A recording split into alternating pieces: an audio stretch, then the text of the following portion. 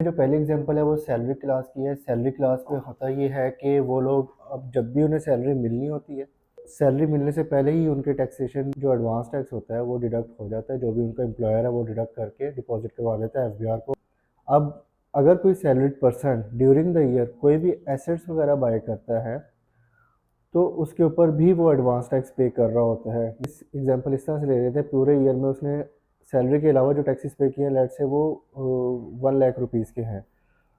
अब जो ये टैक्स होगा उसमें होगा ये कि ड्यूरिंग द ईयर उसकी सैलरी के ऊपर टैक्स बन रहा था, लेट से 50,000 रुपीज़, लेकिन उसके बाकी जगह पे टैक्सेस जो डिडक्ट हुए हैं वो 100,000 रुपीज़ के डिडक्ट हो चुके हैं। तो वो दो तरह से इसके रिफ़ंड जो है ना वो अपनी क्लेम कर सकते हैं।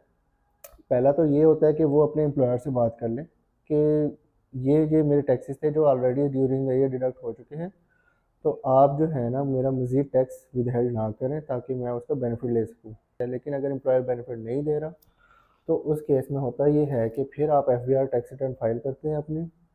जब टैक्स रिटर्न आपकी फाइल हो जाती है तो उस अब इसके बाद जो एक्स्ट्रा टैक्सेस आपने पे किए होंगे किसी एसेट बाइंग के ऊपर या जो भी आपने एक्सपेंसेस किए उसके ऊपर, उसका रिफ़ंड क्रिएट हो जाएगा। उस रिफ़ंड की एप्लीकेशन फिर आप जो है ना आप after filing of your tax return आप एफबीआर को फाइल कर सकते हैं।